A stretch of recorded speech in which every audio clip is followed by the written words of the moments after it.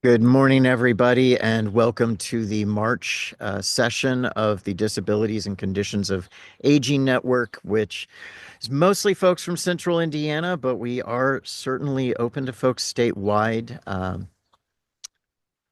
Often random different folks who are able to join us each month. It's a pleasure to see all of you. So you are aware that the network itself, in terms of who we email invitations to and notifications throughout the month, consists of 100 different or 120 different organizations that work within the disability community, also some individuals who are part of that community.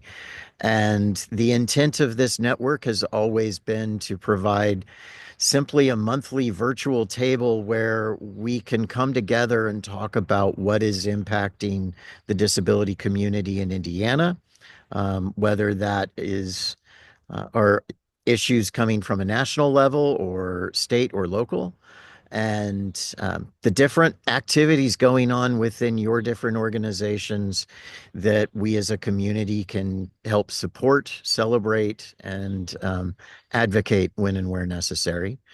Um, to that end, I do want to announce, if folks have not even announced necessarily, but if folks have not seen it, there is, InSilk is holding a town hall in Lafayette on March 31st, from 3 p.m. to 7 p.m. That's part of um, it's it's it's also part of a fair, I believe. Not so much a fair is not the right word for it. Sonia, you might have some more information. I don't have the email right in front of me, but I know that they are partnering with an organization called Oasis, who is doing their own community resource fair that day. And the town hall is going to be a part of that and addressing several different themes that InSilk has been looking at this year, and all around supporting the state plan for independent living and its continued development. So, want to bring that up so that if you're not aware of it, folks can find out about that info on InSilk's website. Um, Walking Spirit is my organization that is focused on accessible DEI and belonging, consulting and support for businesses in the private sector, also willing to consult with organizations in the public sector as well on not just ADA compliance, but looking at the ADA as the starting line, not the finish line, and approaching that compliance in a way that is welcoming and practical, instead of unnecessarily or involuntarily sending a message that says, we don't get you, we don't understand you, and we don't really care about your business. So that's what Walking Spirit is about. My current biggest project is working to coordinate um, a training event that or an unconference specifically for people with disabilities that will be taking place in August. The sponsor of that event is Everybody Counts Center for Independent Living, and they will be paying for the attendees' hotel room, parking, and 2 conference meals per day. And the concept of an unconference is that instead of instead of it being that typical thing where you have a menu of lots of different breakout sessions to attend, everybody's going to be in the same programming throughout the conference. We're going to take our meals together instead of having a panel discussion of subject matter experts who are just lecturing and do a brief Q&A. The intent is to have ongoing conversation around the themes of disability history, culture, rights, advocacy, and community engagement. And that conversation will be very much driven and shaped by the attendees of the conference. So that's what I'm working on at the moment, which gives me the tremendous opportunity of bringing this group to the JW Marriott and showing the hospitality industry in downtown Indianapolis, even a small group of 50 people with disabilities, that it is a part of the market that they need to pay attention to. So that's my focus at the moment. I will post the link to the Google application form because they are paying for the attendees' expenses for this. We are doing a application and interview process to select the 50 attendees that they can afford to cover.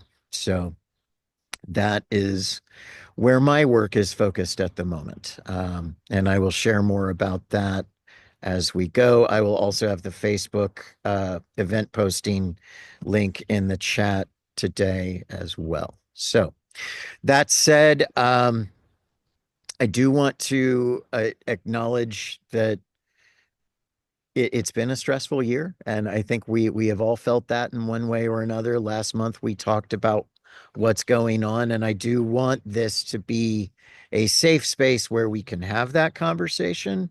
But I also want to acknowledge that I am recording this and I post this on Walking Spirit's website.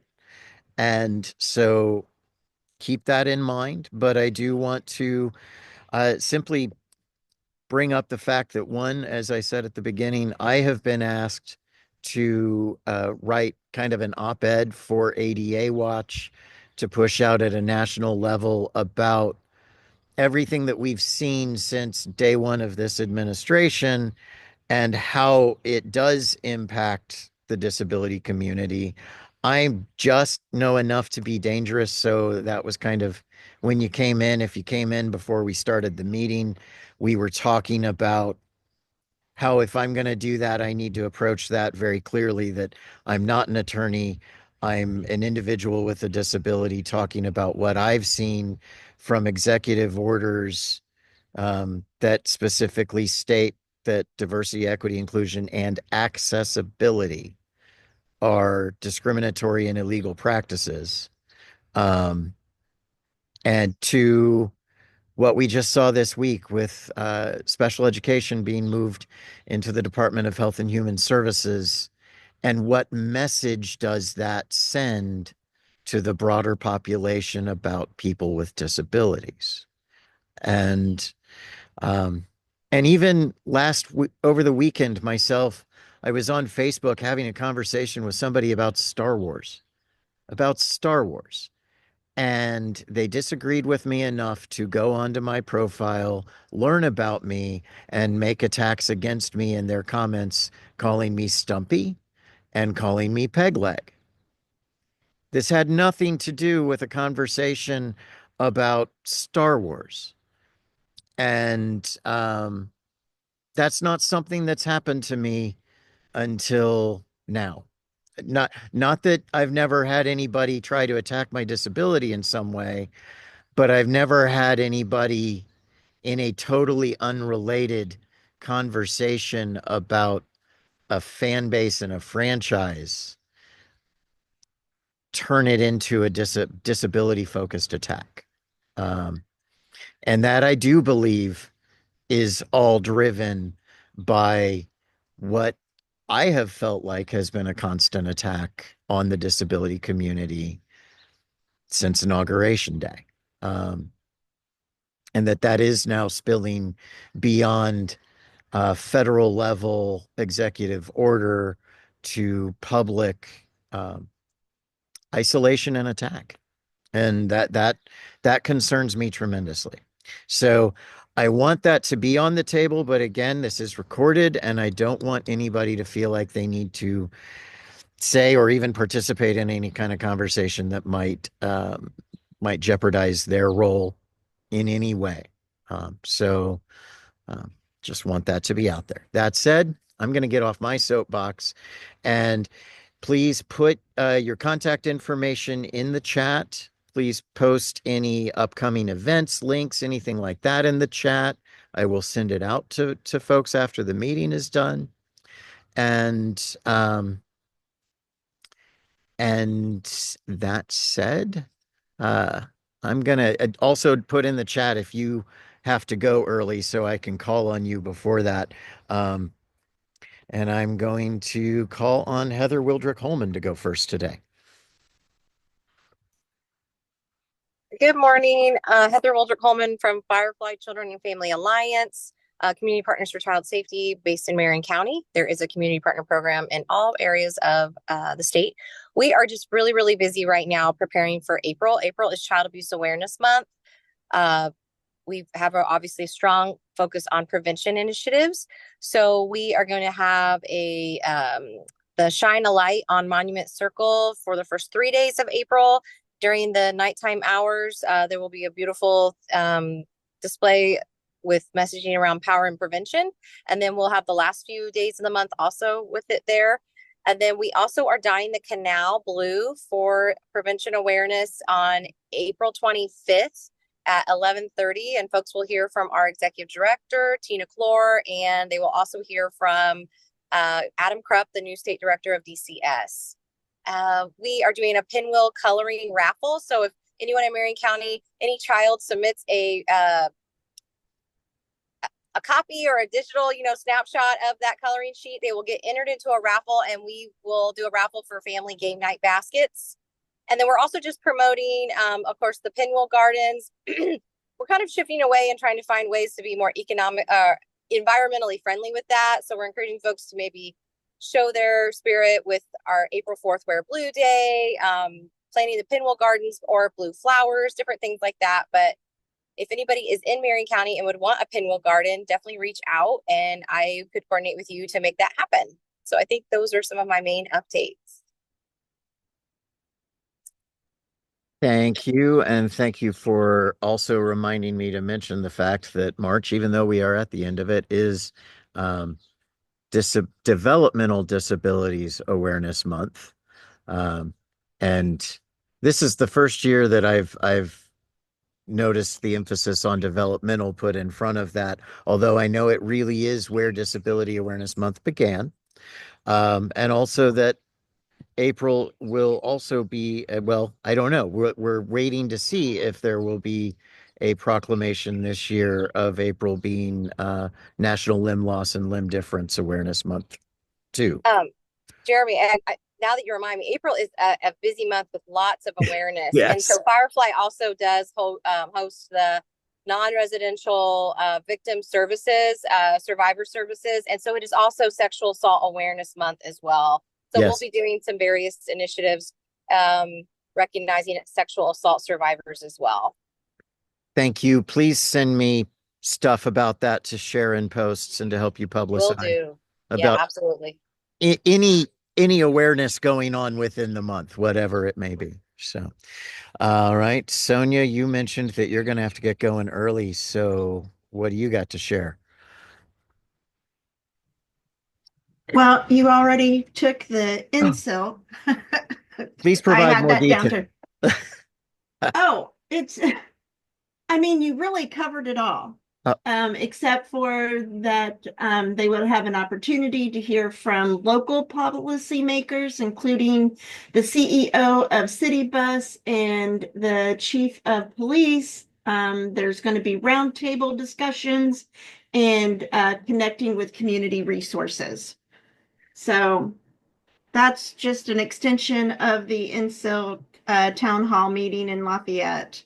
do you have the info on what the themes are going to be for those conversations? I know they are continuing with the spill themes that we talked about in January, but that the IL network part of that conversation, I they apparently whoever was supposed to facilitate that conversation isn't going to be able to make it. And I mean, offline, I even volunteered to facilitate it, but I haven't heard back about whether or not. Last I knew, that had been taken off of the agenda. So, That I don't know. okay. I don't know if I could find out. So last night we were at the Hamilton County Disability Resource Fair. So woot woot, that was awesome that took place. Um, and accessibility, we're looking to participate in events and lunch and learns. So if you want to come and teach accessibility about your agency, we are open to have those conversations and see if we can get you booked for a lunch and learn. And then any outreach events that are going on that you need more um, um, agencies to participate in, just give us a call, reach out to us. And I just wanted to throw this out there of impact of the executive orders of the banned words. Um, I have the privilege of having an intern work with me this semester that is a social, um, that's major is a social worker. That's in limbo because their ethics, their code of ethics is almost every single banned word. That this is what got sent to their college. And so they now basically don't have a code of ethics. They don't even know if the seniors will be able to take the state test and get licensure and all of that. So I just wanted to make you aware that that's impacting the disability community because we will not be able to possibly, it's in limbo. Nothing's for certain, obviously, but it is impactful and unknowing at this point if we would have new social workers come into the workplace. And Heather, I see that you're asking what school. Since this is going to be put on a website, public website, I'm not going to mention. You can ask me. I guess my clarifying question is this impacting only public institutions, or is it impacting private institutions as well? That would be just a vague enough question, I guess I could Private. ask. This is a private institution. Okay, thank you. Mm-hmm. I don't know if that translates to a public one as well. So I just know that this particular institution, this is conversations that they're having in classroom. And I think as With of, that, I'm done. thanks. I mean, I think in regards to that, as of yet, the public orders technically, I think, still only apply to anything that's receiving federal funding, um, and has not been able to apply to the private sector. But some private schools receive federal funding, so and or if we're talking about the state executive orders, same thing. There are private schools that do receive state funding. So, um, yeah, and I also think that we are seeing a lot of places taking what they're viewing as proactive, you know, responses to try to keep from getting in trouble if it comes down to the private sector, which is scary as well. I the number of response like email replies, automatic email replies that I now get from people that were in diversity positions that are no longer with those organizations when I send out things. I I need to spend a day going through the network's contact list and removing those people off, and it's going to take me that long probably to go through it. It's kind of crazy. So thank you, Sonia. New member of the network, Christina Rodriguez. Would you like to talk about Abbey Care and the exciting new resource that you guys are bringing? Yeah, hi. Yeah, Sonia, I seen accessibility last night at the Carmel High School. It was huge. It I didn't expect that many vendors there, but there were so many people that came out. It was really, really good. So that was really good. But excited to share that. I'm Christine. I'm the outreach coordinator for Abbey Care. So Abbey Care originated out in Colorado. Their focus there is pediatrics, where they are able to train parents to be CNAs out in Colorado. There, as you know, it's really a great state for kiddos with disabilities to be able to access a lot of resources, information, things like that. It's really easy versus Indiana. So they did launch in Indiana a little over a year ago. Found out that it's difficult in in Indiana to do the services that they were providing in Colorado. But nonetheless, we've expanded here and also we're in Massachusetts, Pennsylvania, and Florida as well. So Abbey Care is all about family caregiving. Our founder grew up on the system in Chicago, actually, to immigrant parents. And she cared for her sister who was disabled. And she really had a passion about family care. And she believes that nobody can take care of you better than your own family. And so, with that being said, we opened up Abbey Care a little over a year ago. We started out as a personal service agency, helping folks that are on the health and wellness waiver be able to have a caregiver of their choice, basically. So, we're very competitive. We start our families off at 17 an hour for the health and wellness waiver. We do have a $2,000 sign-on bonus. We pay every Friday. And we also offer our families 401k benefits as far as like insurance as well as PTO. And we have $1,000 referral program for that. And we're really big on community. So we have like a community platform that all of our parents can get on, families can get on and just share whatever they're going through, whether it's struggles or happy days, things like that. We do coffee and connections with our families once a month. We invite them all out to kind of come together, connect, see if there's any resources that I'm able to help them with as far as like food insecurities, rent assistance, maybe they need incontinence supplies or just whatever that may be. I've even helped a grandmother help her grandson get an expungement. So there's really like no end on those resources that we help families with.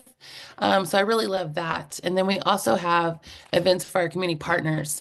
So I know Jeremy shared, thank you so much, our happy hour that we're having tonight at Easley Winery downtown. So if you guys don't have the invite, I did send it to Jeremy. It wouldn't let me share to the public. I'm not sure why, but I did send you our info and my business card and stuff, but it was giving me trouble. So I just sent it to you directly. It wouldn't let me share to everyone. So, but I did send that information over to you, Jeremy. And then most recently, what we just launched, very excited, is PA for pediatrics. It's very much needed in Indiana. And I am thrilled to say that our founder is going to be offering that home health aid services to the caregiver, whether it's parent, mom, dad, sister, uncle, whoever that is.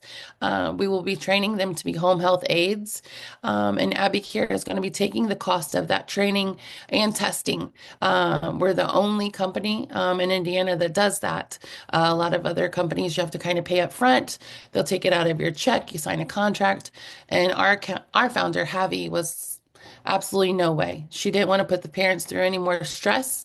They've already been through enough since last year, where they was able to get paid hourly here in Indiana, and now they can't. They're getting paid daily off the structured family care. Even with that, we're going to be paying 17 an hour, which surprises a lot of folks because the reimbursement is not very much, but we are not funded strictly off of Medicaid. So there's that.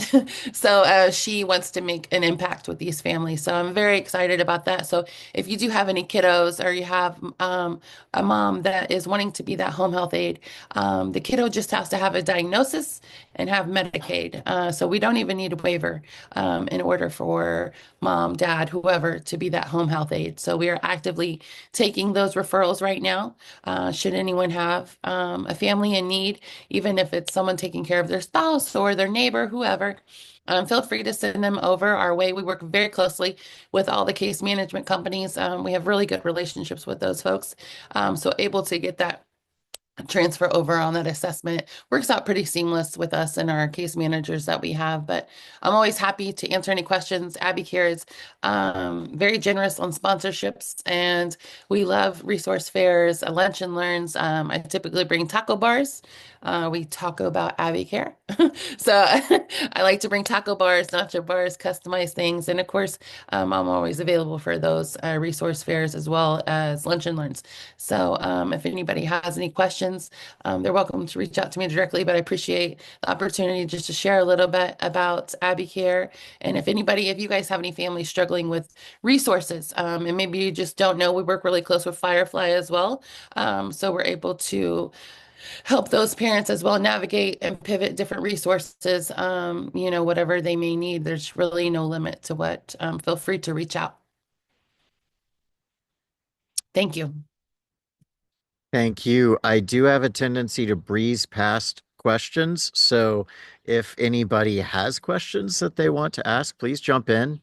Um, give you folks a moment. And then I will call on Jamie Olson, who has put some things in the chat. Hello, hello. Good to see everybody. Happy to be here. Awesome information so far. Thanks for sharing. I've been reposting things and the event that you have there, Jeremy. I reposted it on our Facebook page and different things. So it keeps me busy and getting people in the loop of what's going on, which is helpful. I put a couple fun things in the chat. We are working on our third annual Special Needs Moms and Caregivers Weekend Retreat that we put on at Teeter Organic Farms up in Noblesville. And we currently have, as of this morning, 9 more spots available for people that want to participate. The information is in the chat, and people have shared that with their families. And some are even willing to do a drawing to kind of raffle off a free ticket so that a parent or caregiver can attend the weekend for free. So feel free to use it in any way to help support your families and caregivers in your organization. We are looking for a sponsorship to help with the flower arrangements. The fun thing about this farm is the Sunday, the moms and caregivers get to create baskets and flower arrangements and go to the greenhouse and pick out what 4 flowers they want and put them in the basket and plant them and take them home and enjoy them for the season. So if you wanted to help sponsor that, let me know and we'll add your logo to our video recap and in the magazine article we do, and share your flyers and information with all the parents at the event. We are looking as well for food sponsors. We're going to have a caterer come out this year and help tee up all the meals and prep everything. And so food for this event is going to cost about $2,500. And I'm not a nonprofit, but we do rely heavily on, sponsors and donors to help cover the cost for these events to make it as reasonable for families to attend and as impactful as possible. And then we are also doing, I believe I put in there a link. We're incorporating a new section in Uniquely You for any professional experts that want to shine a light on different expertise and things they've learned over the years and things that have helped that can be helpful for others. So if you want to participate in that article, feel free to use that link. And then 2 more fun offerings we can now help support people in digitally as we're seeing the need across the nation for people that are pulled in like billions of directions and only have so much time to manage their day-to-day tasks. We can now help support any Facebook social media posting, up to 18 posts per month that our team can help create for you and post on Facebook and Instagram to keep you actively engaged in front of your audience. So if you're looking to leverage your time and take that off your plate, that's something we can do. We can also create up to 2 newsletters per month that can go out to up to 5,000 of your contacts, and 1 text message that goes out as well. So those are some fun new kind of digital offerings that we can do. And if you're interested, please feel free to reach out. Happy to walk you through that opportunity as well. So those are kind of the most immediate, updates and things that are happening on our end. Thank you very much. I absolutely need to take you up on the offer to help publicize this. So I'm going to make a note to be in touch with you at the beginning of next week. So we get that done. If I don't get to you today. So Cool. Would love that.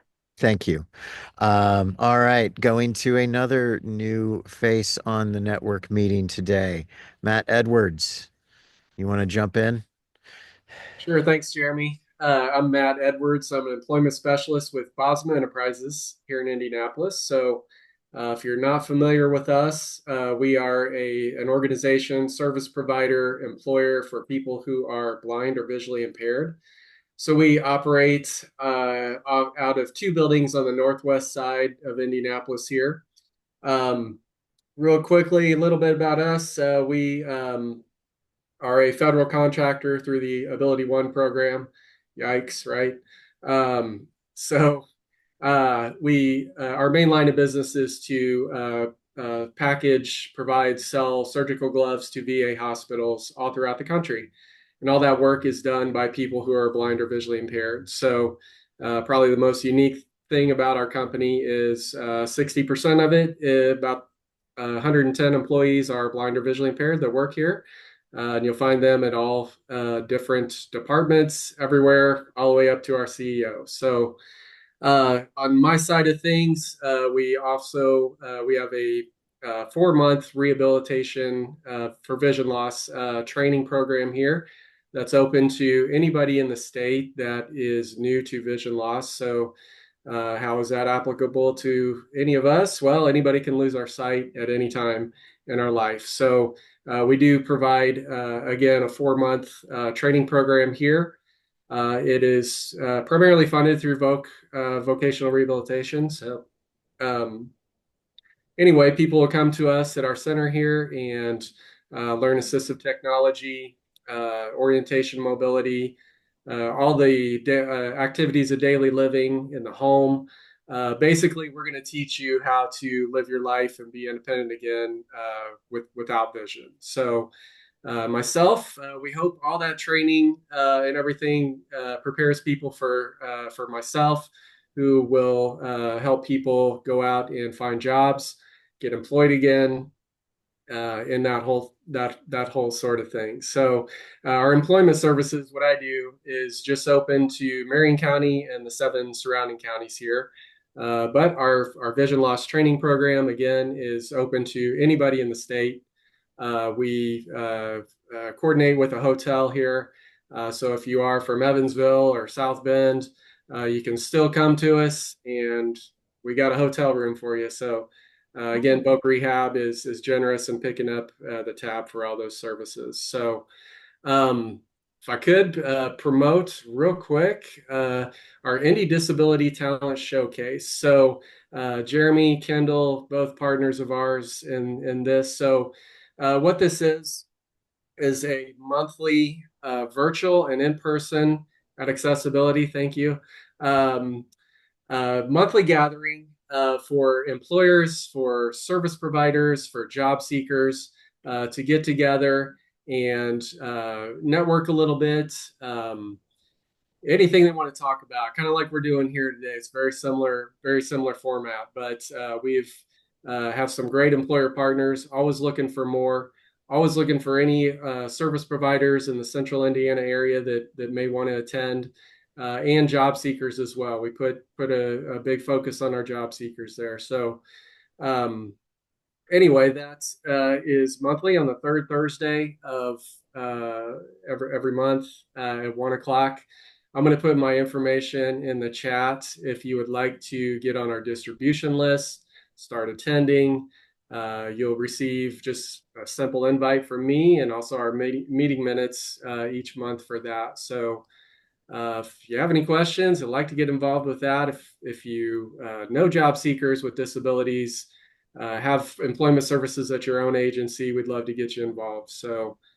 Thank you, Jeremy, for having me today and getting introduced to the group. Really appreciate it. My pleasure. Thank you. I believe you mentioned to me that April's Disability Talent Showcase is on a different Thursday. Yes, it'll be on the last Thursday, April 24th. Thank you for pointing that out, Jeremy. We got the big NAPSI conference here, that third week of April. So a lot of us are going to be up there. So we are going to do it April 24th in April. And so that'll be at 1 p.m. And I'm actually going to make it a point to be there that day to talk for about 10 minutes at least about what we have coming up with the conference in August. So, Yes. um, all right. Thank you very much. Oh, you know what? Another question on that I don't know that I've ever asked in regards to the talent showcase. Um, and I think I know the answer, but just for clarity, is that open to anybody who self-identifies as having a disability who's looking for a job? Oh, yeah. I mean, you wouldn't necessarily need to be hooked up with a service provider or an employment specialist. I mean, if you're just anybody and everybody out there that has a disability that's looking for a job, absolutely, more than welcome to join us for sure. Thank you. Thank you very much. All I right. do have a question I for was going to offer that Matt. up. Yay. So your vision loss program, for those that are new to the being blind, do they have to want to have a job to be in that program, or is that offered for anybody? Because I've got consumers that are newly blind, but they're older and they're not looking for jobs. Okay. Well, it really again all starts with Voc Rehab.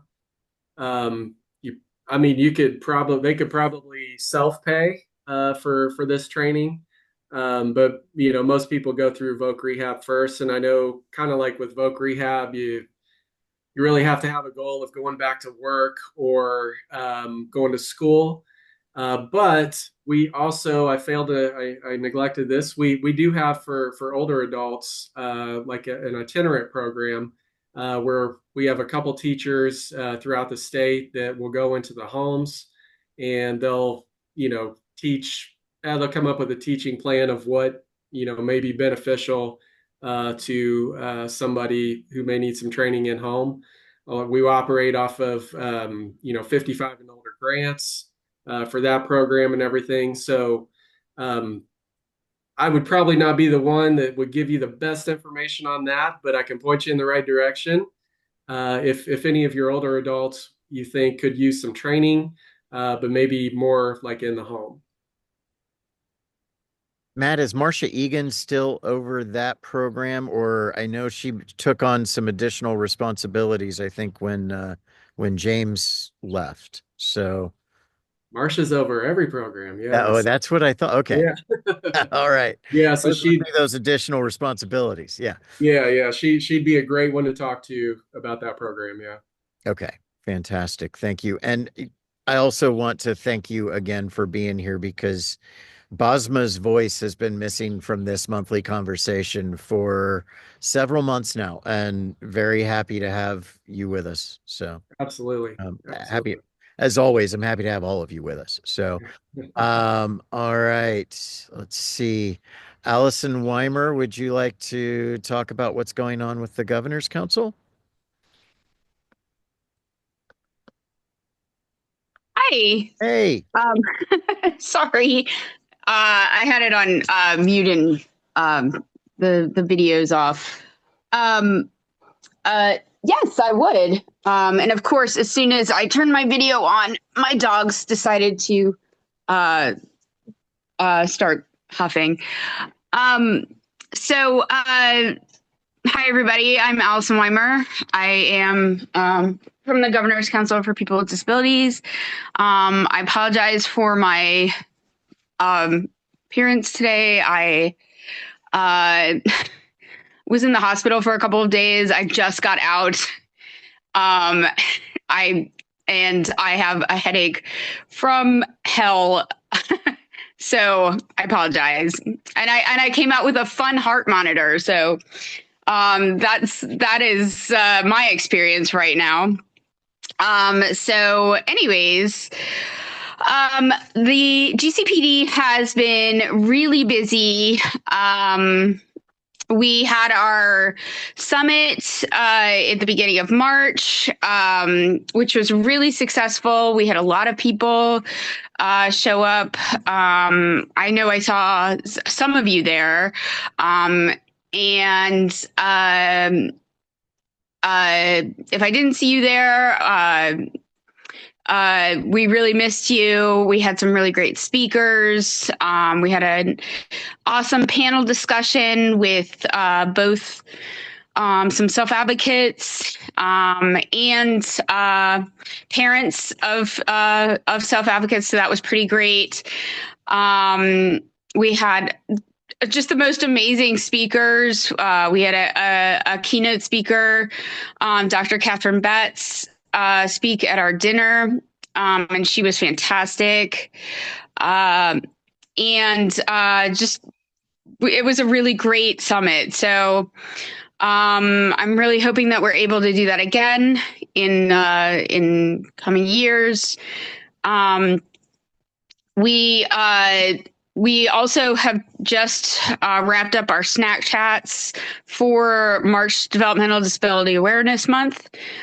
And those were really great. Got to talk to a lot of community members and talk to them about self-empowerment and other self-advocacy and stuff that they were doing out in the community. So that was really awesome. And just talking about, that disability isn't just a month, that it is something that, is a part of us. And what does that mean for us as people with disabilities, and how do we own that, and how do we make our own choices? So those were really great discussions. And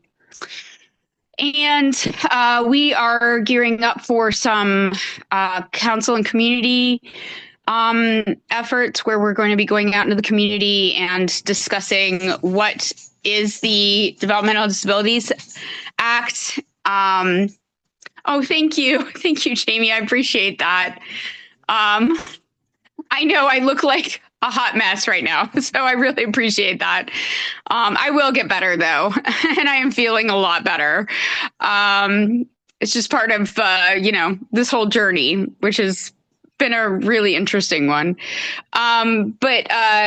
So we're gearing up for some going out into the community and talking to people out all over Indiana about what is the DD Act, what is the Governor's Council, and what do we do. I anticipate that happening sometime this summer and possibly in the fall. But right now we are doing our federal reporting. So it's just a lot of paperwork and it's really not that fun. But yeah, that's really the gist of what the Governor's Council is doing right now. We're also really heavily involved in what's going on with Medicaid. And we want to inform the community about, what possible changes could be going on with Medicaid right now, and help them to understand what those changes could be, and if they would like to vote based on those decisions. Obviously, we can't inform anybody one way or the other because we are nonpartisan, but that is what our discussions have been, is how we are going to help our community members help inform legislators on issues involving Medicaid. So that's really our what the council is doing right now. So. Okay. Thank you so much for joining today with a bad headache and having just come from the hospital, I and I your voice is very important. This getting to hear what is going on with the governor's council for people with disabilities is uh, I think something that benefits all of us to know what's going on there. As you were speaking, I was thinking about the fact that what is missing are mayor's advisory councils from all the different communities that we work in. And so if anybody can help in getting that invitation out to those folks, because I don't know that I've necessarily identified. I know I haven't identified all of them. So that would be helpful. Let's see. So that said, you look great and you look energetic, and I'm Thank gonna you. open that. So thank you. Anybody have any questions for Allison? Okay. We have 8 minutes left, and I got to get through three other folks. So, I am gonna ask Kendall if you would like to jump in. Okay, I'll do 2 minutes here Okay. or Okay. less. Um, got a lot of things going on here. I guess no, Noble wise, we are big news. I guess our Tibbs location is finally moving to a more appropriate location in Speedway. That's exciting for us. It's been sort of a weird day program in a great big huge warehouse building. We're moving to Speedway and revamping a building there, and we purchased that building. It'll be June-ish or July by the time that's done. Leaving that whole campus open, which is super exciting. I think we've got big plans for that. Nothing's finished yet, but the plans are a multi-use apartment building and a large partnership with Special Olympics to provide sports facilities and fields so that, again, just in the initial planning stages of that, so there's no money put to that yet. But um, super exciting about that. Of course, perfect time to get a call. Couldn't have him 5 minutes ago. From our end here at the Career Center, um, have rolled out our virtual reality lab for career exploration. Have our first success story from that. So we have both a social skills virtual reality experience and a career. So consumers get to come in and try. I think it's up to 90 different little segments of jobs, everything from um, ER to culinary to installing solar panels to working on tractors. Um, we've had one person who had nothing identified that he particularly wanted to do that tried our culinary thing and went, "That's really fun." Good. So now enrolling in a culinary program through Second Helpings, hopefully, and so that's been a cool thing to have a impact on somebody's life right away is great. So there, I kept it short. Wonderful. Thank you. I do have a question for anybody who provides job-related services to folks with disabilities.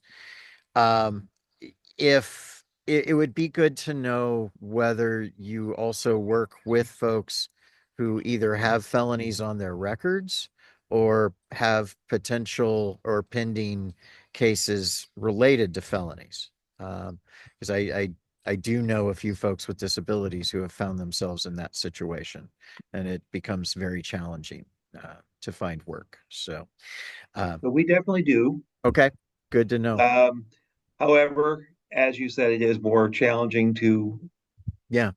find work. So, I mean, it is with the realistic expectation that it does limit the employers. Yep. You know, Yep.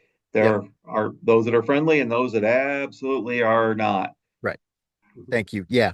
And there are lists out there. So, Yeah.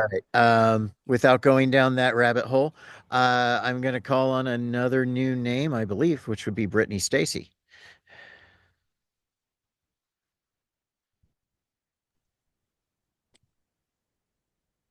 Maybe. There you are. Hello. Okay, there you go.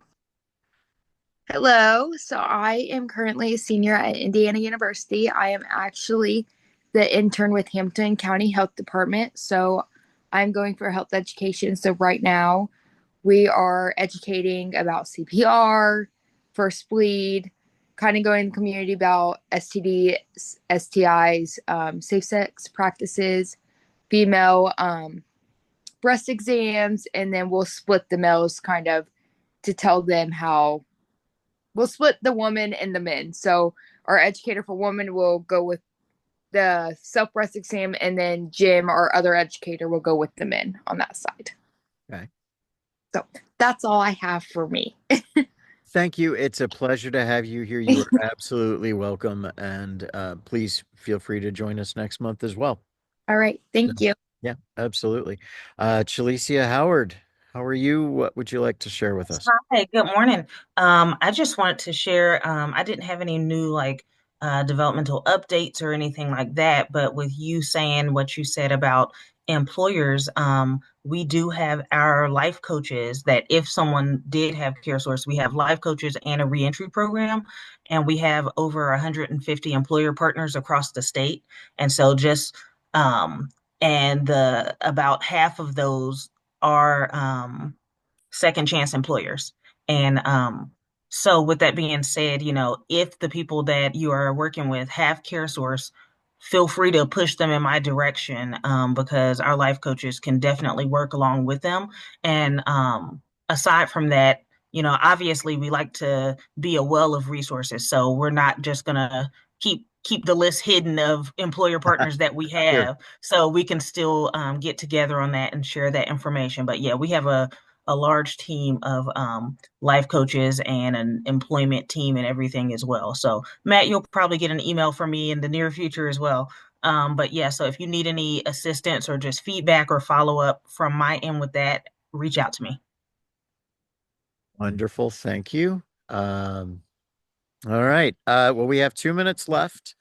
Does anybody have anything else that they want to bring up? Any last minute thoughts before we wrap up for the month? If not, I will say thank you again. I will send out information as I get it. I try not to bang your emails too much throughout the month, but I will send information on if there's anything that any of you need to pass on. And thank you so much for being here. Think about those other voices that we need to engage in this conversation. And if you would, please help me invite them to join us. So, with that, I'll leave you and see you next month. Be well.